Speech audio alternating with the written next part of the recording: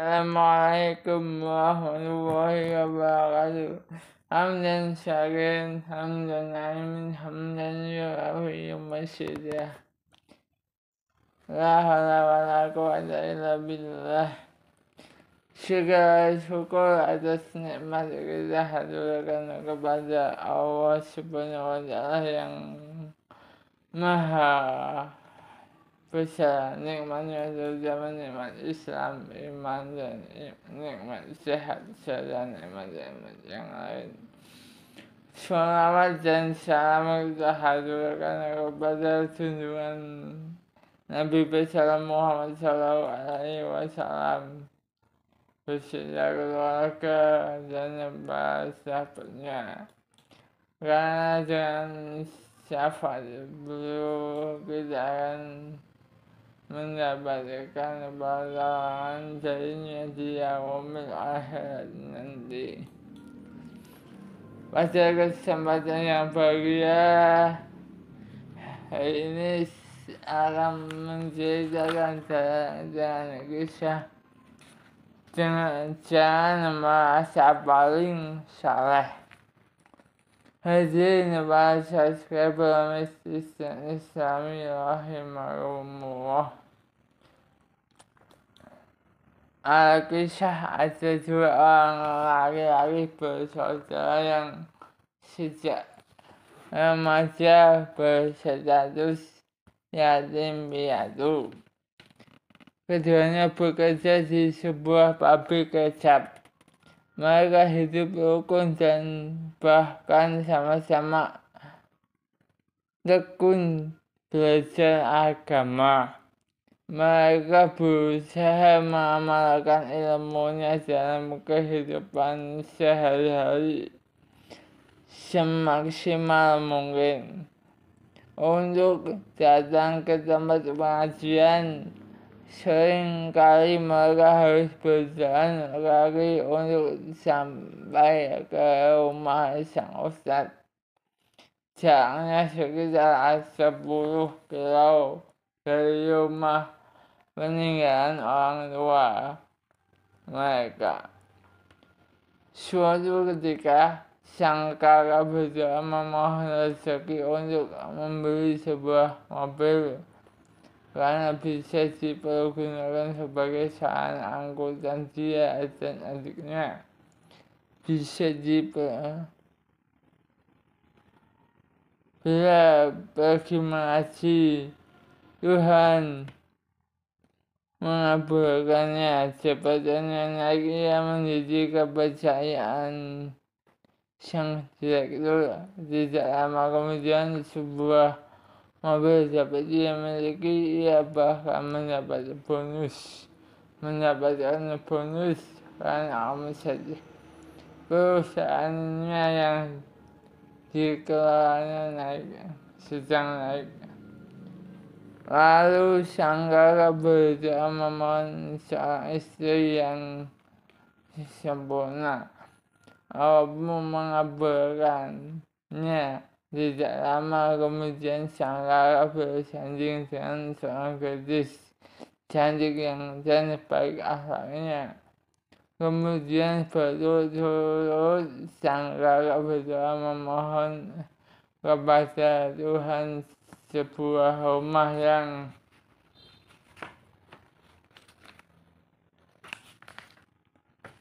nyaman, pekerjaan yang layak dan lain-lain, dan dengan dekat ikhtikat supaya bisa lebih ringan untuk mendekatkan diri kepada Allah, dan Allah selalu mengabulkan doanya. Sementara sang adik tidak ada perubahan sama sekali. Hidupnya sederhana. Ia tinggal di rumah peninggalan orang tuanya yang dulu dia tempati bersama dengan kakaknya. Namun karena kakaknya sangat sibuk dengan pekerjaannya, sehingga tidak dapat mengikuti pengajian. Oleh karena itu sang adik sering kali harus berjalan kaki untuk mengaji ke rumah sang ustadz. Suatu ketika sang kakak merenung dan membandingkan perjalanan hidupnya dengan perjalanan hidup adiknya. Dia teringat bahwa adiknya selalu membaca selembar kertas ketika dia berdoa. Dia mengira bahwa hal tersebut menandakan adiknya tidak pernah hafal bacaan untuk berdoa. Kemudian datang ia kepada adiknya. Ia menasihati adiknya agar selalu berdoa kepada Allah dan berupaya untuk membersihkan hatinya. Sesungguhnya ketidakmampuan kita melakukan hadis dan bacaan doa bisa jadi karena hati kita kurang bersih. Saat mengaku hatinya dari dan dia merasa sangat bersyukur sekali mempunyai kakak yang sangat menyayanginya. Ia pun mengucapkan terima kasih kepada sang kakak atas nasihatnya. Suatu ketika sang adik meninggal dunia, sang kakak merasa sedih karena sampai meninggalnya tidak ada perubahan pada nasib adiknya, sehingga dia masih yakin kalau adiknya tersebut meninggal dalam keadaan kotor hatinya. Bukti menunjukkannya tidak pernah kabur. Sang kakak kemudian membebaskan rumah peninggalan orang tuanya sesuai dengan amanah adiknya untuk dijadikan sebuah masjid. Tiba-tiba matanya tertuju pada selembar kertas yang dilipat dalam sajadah yang biasa dipakai oleh adiknya. Kertas tersebut berisi tulisan doa di antara Al-Fatihah. Di antaranya Al-Fatihah, selawat, doa untuk guru mereka, doa selamat dan ada undangan akan di akhir doa. Ya Tuhan, tiada sesuatu pun yang luput dari pengetahuan-Mu. Ampunilah aku dan kakakku, kabulkanlah segala doa kakakku, jadikan kakakku selalu dalam lindungan dan sinar-Mu. Bersihkan hatiku dan bersihkanlah kemuliaan hidup untuk kakakku di dunia dan di akhirat.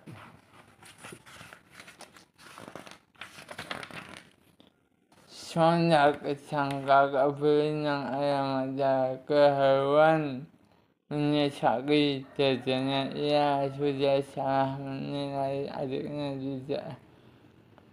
tidak disangka dan adiknya tidak pernah sekalipun berdoa untuk memenuhi nafsu duniawinya.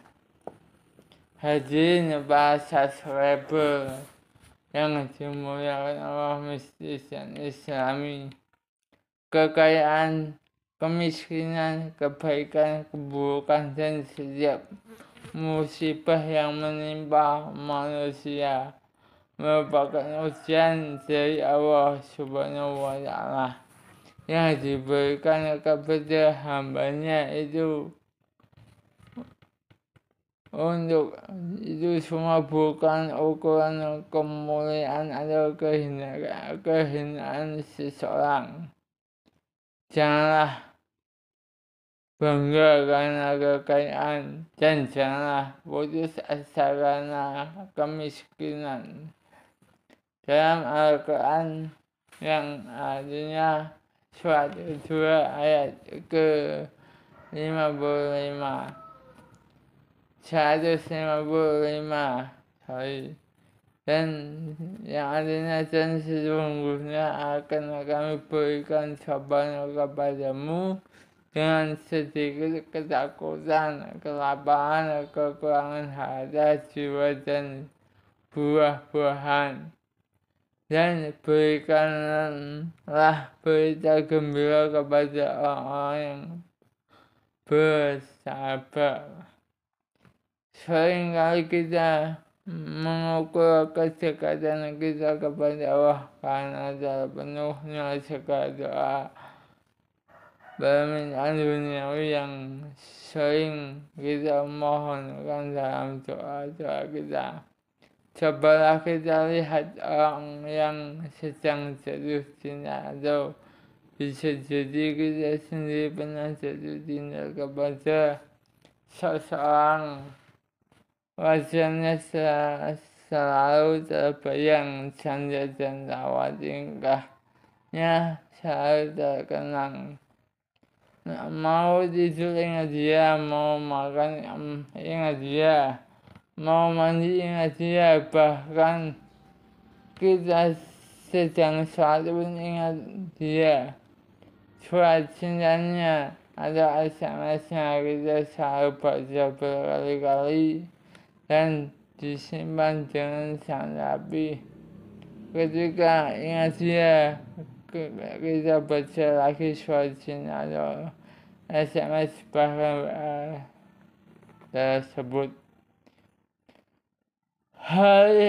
Harinya selalu ingin bertemu, tidak ketemu sehari saja rasanya setahun, padahal belum tentu dia akan memiliki. Masya Allah.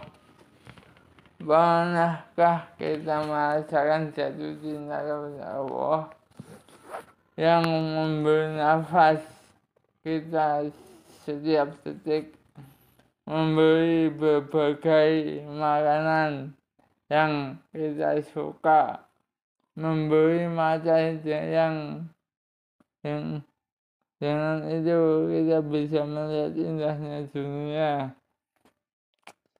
memberi tangan yang membuat kita bisa berkarya, memberi kecerdasan yang membuat kita mampu berinovasi dan berkreasi, serta memberi segala macam kebutuhan kita tanpa meminta imbalan sedikit pun.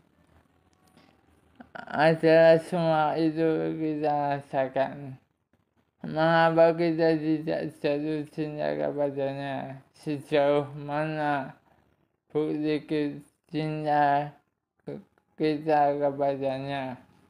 Ada 114 surat cinta Allah. Seberapa sering kita membaca dan merenungkannya? Ada 114 surat kasihnya. Adakah pernah kita balas? Panggil azan segera. Apakah kita menghadap? Getar-getar hatinya, gembirakah hati kita ketika mendengar panggilannya? Bandingkan dengan kalau kita dipanggil oleh atasan atau bos kita. Ingat, sesungguhnya orang yang paling mulia di antara kamu di sisi Allah adalah orang yang paling takwa di antara kamu. Begitu kata Allah dalam Al-Quran. Masyaallah muslimin rahimakumullah, bahasa sahabat yang dimuliakan Allah, yaitu mistis dan islami. Kisahnya sungguh menakjubkan. Semoga dapat dipetik segala yang nasihatnya yang baik. Untuk salah kata itu, mohon maaf, itu kesalahan dari saya. apabila kebenaran sedikit itu adalah karunia yang Allah berikan kepada saya. Allahumma sholli ala sayyidina Muhammad wa ala ali sayyidina Muhammad. Allahumma wa bihamdika astaghfiruka wa atubu ilaik. Wassalamualaikum warahmatullahi wabarakatuh. Selamat dukung channel Misteri Islami.